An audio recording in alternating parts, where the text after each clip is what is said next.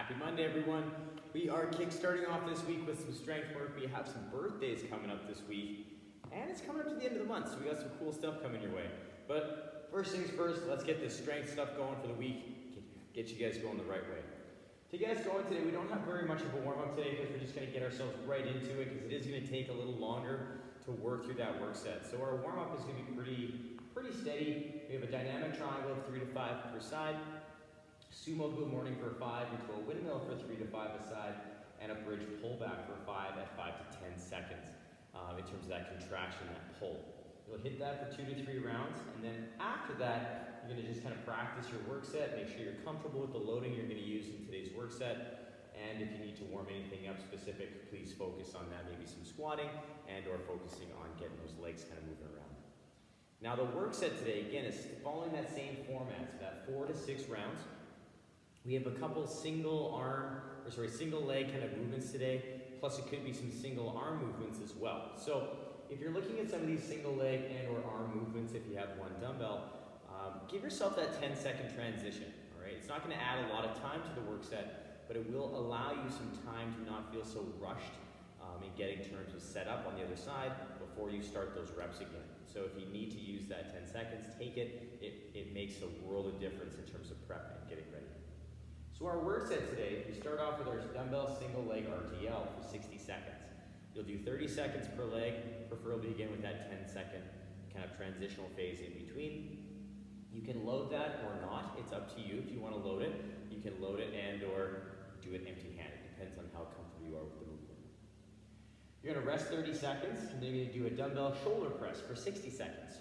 Or if the dumbbell you have at home is too heavy to shoulder press, you can push press that, and you have that choice of doing a single arm or double depending on what you have access to. Resting 30 seconds, we'll move into the foot assisted pistol for 60 seconds, 30-30, and we're going to talk about some different challenging ways to make that harder and or easier for yourself today with that movement. 30 seconds of rest, moving into our dumbbell floor press for 60 seconds. Again, if you have a single dumbbell, you can split that up into a single arm movement and transition 10 seconds in between. After that, we have our 30-second rest. Take down that round, take it down again. So you're looking about just over 6 minutes per round. So just definitely give yourself enough time to give yourself the time and the dose of volume that you need for yourself today, and make sure you're not rushing through this too much, because like I say, it is about 6 or just over 6 minutes per round. Let's get you warmed up, let's get you ready to go, and have a fun Monday. Alright, you guys, let's get our feet under those hips. Take the arms big and tall up overhead. Let's just reach it to one side. We'll come back up and over. We're going to reach it to the other side. Oh, come back up and scratch our back. We're going to reach through that elbow. Big stretch. Good. We'll come back up. Big reach to the sky. Scratch your back and reach. Oh, come back up overhead. Big stretch. And we're going to forward fold, touching those toes. Walking up those shins. Let's get that nice flat back. We'll come down. Framing a foot, we'll step it back into that lizard lunge. Inside hand is going to scoop up, and we're going to rotate forearm to the floor. From here, we're going to take it back up, and we're going to rotate forearm back down, take it back up, and rotate forearm to the floor. We'll come back up, plant that hand, step that foot back, setting those shoulders nice and strong. Just going to walk those heels out a little bit, waking up our ankles for what's to come. In terms of those single leg movements, it's always nice to get those ankles fired up. Now once we've done that, we're going to come back into our plank, step a foot up, nice and strong, nice and solid. We'll take that inside hand all the way to the sky, rotate, forearm to the floor. We'll come back up, rotate, come back up, and rotate, and come back up. Big stretch. Plant the hand, we'll step back into that down dog, reaching those hips. We'll walk those heels again, just waking up those ankles, making sure everything feels pretty good. Nice and solid. Good, we'll come back into our plank. Tiptoe those feet up. And we'll roll ourselves up, big stretch, big reach. Oh, big reach. Let's bring those hands down. Woo! Let's get you guys fired up. All right, let's get that video paused if you'd like to do some more gentle warm-up. If you'd like to come with me on this little adventure into our first phase of warm-up, be my guest and come along. But if you'd like to do some cat-cows, thread the needles, more lizard, pause the video and take that down. We'll see you very shortly in our first phase of warm-up. All right, you guys, let's get ourselves going. We're gonna start off today with our dynamic triangle. So we're gonna get ourselves nice and solid in our sumo stance. We're gonna turn a toe and turn a toe. And this is, again, a great movement to help open up the hips and work on some of that T-spine kind of range of motion. So bring our hand to our thigh. We're gonna bring our hand up to the ceiling. We're gonna squeeze our glutes. We're gonna pull the hip back, keeping that arm reaching to the ceiling, keeping that body nice and open to the side, and then come back up nice and strong. This arm up here is always pressing to the ceiling, keeping that shoulder nice and stacked as we really pull and focus on that nice hinge and come back nice and tall. We'll hit 3 to 5 per side, and then we'll transition sides. And when we transition sides, we just have to really make sure our legs are in that same proper positioning, toe pointing on the angle, and making sure our feet are wide enough. So we need a long enough stance so that if we do transition, we're not too narrow, we jam ourselves up. So just make sure when we transition sides that we're in a good position for those feet. After that, we have our sumo good morning. So we're gonna get our feet in that sumo stance again. It's gonna stay there. I'm gonna turn sideways so you guys can see profile. My toes are slightly turned out. I'm gonna squeeze my glutes and set my ribs and hips. I'm gonna pull my hips to the back of the room, keeping my feet flat, weight through the midfoot, but my big toe stays down. And I'm gonna stand tall. So we're not trying to do a forward fold. We're only trying to come as far down as 90 degrees, so parallel to the floor, or at the very least, we want to think about 45 degrees on that angle. So we want to make sure that we're keeping those hamstrings nice and tight, and we get that nice sensation through those things in that upper glute, or lower glute, upper hamstring. So really take the time. We're not trying to put our chest on our thighs. We're just getting to that point of maximum tension before we rise back up. After that, again, we're gonna live in our sumo stance, and we're gonna work on going overhead again with our windmill.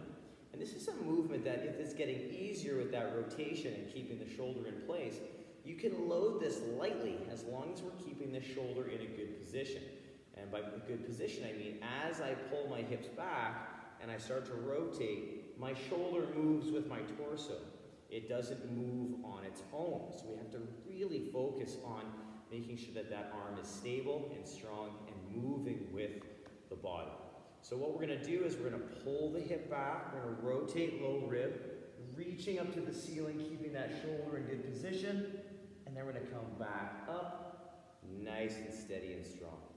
So we pull back, we rotate good and strong, taking our time, and then coming back up. We don't want to worry about touching the floor, all right? We just want to take it down to a good position or a good range that allows us to keep the shoulder. If we can go to the floor, go to the floor.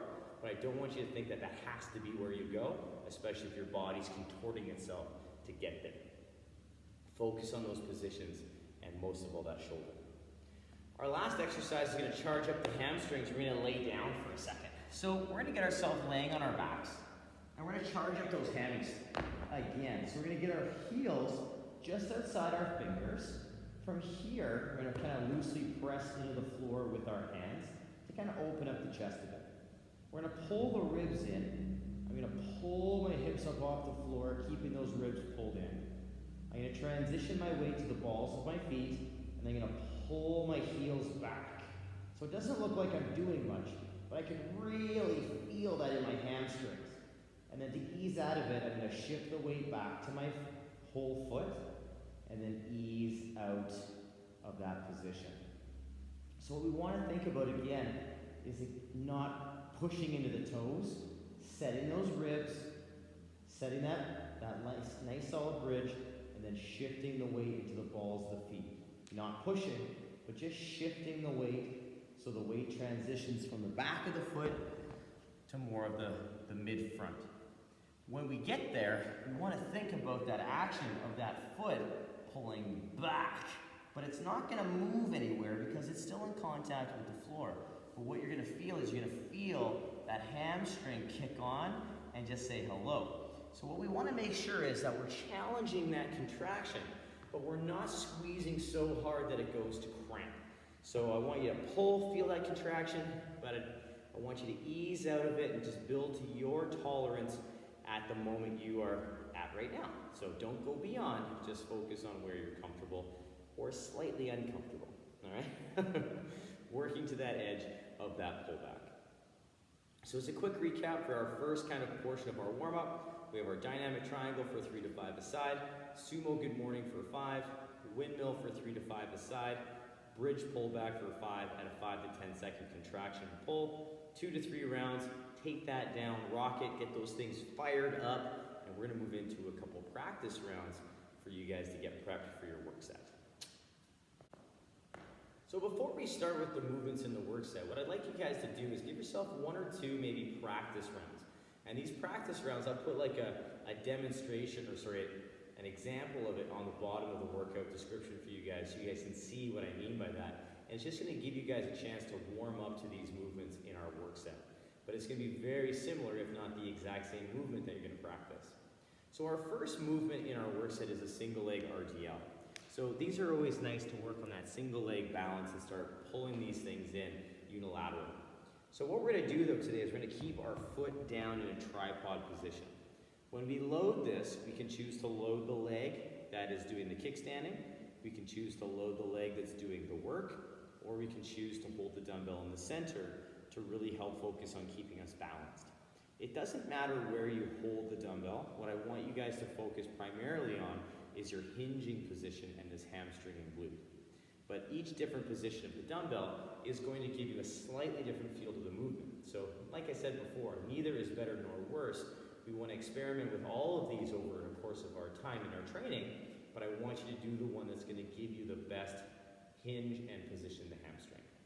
So I'm going to turn to the side now, and I'm just going to hold it to the front just so you can see my hips and hamstrings. My toe is down in a nice kickstand position, so there's not a lot of load there or weight there. All my weight is in that front leg. My shoulders are back, I'm nice and tall, my hips are square at the front. I'm going to keep the dumbbell close to my body as I pull my hips back, just like a normal deadlift. I'm going to take the dumbbell just below the knee or to the knee, and then stand up, keeping it close to my body. So the arms remain straight, I pull the hip back, like that good morning we did earlier on, and I soften that knee just enough that I can feel my hamstring. So I pull back, that leg is pretty straight, but I do have that softness so I can tap into that hamstring. Really important, we focus on that hinge, we focus on drawing the hip back, and that's what allows our chest and body to kind of tip and hinge in that fashion. So really strong positioning, take your time, and I want you to really think about setting your glutes before each rep. Now after that, we get a little break once we do both sides, and we're going to go to the upper body. So we're going to work the shoulder press or the push press. So we're going to clean the dumbbell up to the shoulder, and now the shoulder press is a strict press. So our feet are under the hips or just outside, my glutes are tight, my ribs are set, and I'm set to do this press. So what I do is I press through the shoulder, the body stays still, and that arm is the only piece that's moving. I stay nice and active, pushing into that good overhead position, which brings that arm just behind the ear, just behind, or even with, depending on where your shoulders will allow you to be. Your goal is to try and walk that arm out overhead, so that elbow straightens, and we come back. Now the only difference now is if we shift the push press, because our dumbbell is too heavy to shoulder press, we get some assistance from the legs and the hips. So we get that nice vertical dip, so my feet are flat, and I drive through those legs and hips. So I dip, big push. I'm going to work on that eccentric. And I'm going to get set, dip, big push. Work on that eccentric. Good. And now again, dip, big push, and come back down. So now you'll notice that I paused in between each rep with the push press. I don't want you to worry about how we do push presses in Metcons, where we do this nice rebound style for speed purposes and cycling of the dumbbell. We want to focus our attention on strength here. So I want you to think pause, brace, push press, come down, brace, push press. So I want you to think about doing singles for that 60 seconds or 30 seconds per side. And that's going to maximize your ability to create strength and work on that strength focus. Now once we're done the shoulder press or push press, we're going to move into our foot assisted pistol. And there's a few things we can do for this to make this a little bit more challenging or a little easier. So first phase, we get ourselves set up like we're going to do our RDL. So I get set up, I'm nice and square to the front, my glutes are tight, my ribs are in, just like I'd be doing an air squat. So first variation, I'm focusing on taking my hips to the heels, weight is through that flat foot with the balancing foot, and then I push through that leg to stand tall. So the eccentric is on the way down, we get that good smooth range of motion, working on that depth and range of motion. Now if that's getting easier, and I'm hitting down below parallel every time, what I can do is I can bring a dumbbell into the effect. And then I'll have the same position, toe is down, I get my dumbbell, I take that hip to heel, I work on that good range, and I push through that leg. So if you've been working with the weighted pistol for some time now, and you're like, you know, it's getting a little bit easier, I'm hitting good depth, I'm balanced, I can hit good reps, I'm good to go there, then we can take away our balancing leg and make it just a little bit more challenging. And we add in the balancing aspect. So I take my toe of that foot and wrap it around the heel. Now from here, same movement, I take my hip down as deep as I can get into that squat, and then I stand. And what that's going to do, I can still get a little bit of help from this leg in terms of keeping my hips square, but it's going to take away that kickstand, so I have to work on a little bit more balance, a little bit more range of motion with more balance. So that's the next stage. We don't want to load that one just yet. We want to make sure we're still getting proper depth, we have proper control, and we can start moving that well. And then, once we start moving that one well and consistent, we can load that one too. And once we've gone through all of those, well, there's a few different ways we can play with the pistol, but for now, that's a good progressional state that we can use to make that a little bit more harder and progress that pistol along. So pick one of those options, have some fun with it. We're working on that 3-second lower, 30 seconds per side. Now, our last exercise, we get to lay down, we get to work that floor press. So I lay on my back like I'm gonna do my bridge. My feet come flat, my dumbbell is close to my body, so my feet are just outside my fingertips. I'm gonna get my dumbbell up on this hand with that nice locked out wrist stacked over my elbow. And my elbow is at about a 45 degree from my body, just like a push-up. And I'll show you what that looks like once I come back to my knees. I'm gonna have a natural lumbar curve throughout this movement. I squeeze my glutes, and I can use this free hand to press into the floor for stability. Now the dumbbell's gonna start at my sternum, and I'm gonna push so it finishes over my chest. And then I come back to that 45 degree, close to the sternum, push up over my chest, and come back down. And I work through that next range of motion the entire time. So with this, I want to make sure that I'm keeping my hand stacked over my elbow, just like I would in a push-up position. So if you were looking at me from a bird's eye view, I would have my hands here just like a push-up, holding onto that dumbbell, nice 45 degree from the elbow to the body, and that's going to help give myself a lot of stability in that shoulder as I recruit the pec, the tricep, and some upper back movements as well. All right? So we have 60 seconds. If you have 2 dumbbells, rock 2 dumbbells. If you have 1, you can do 30 seconds per side with that 10-second change in there. And keep in mind we have that nice 10 seconds in there so you can get yourself set up into that good position. You don't have to rush back and forth.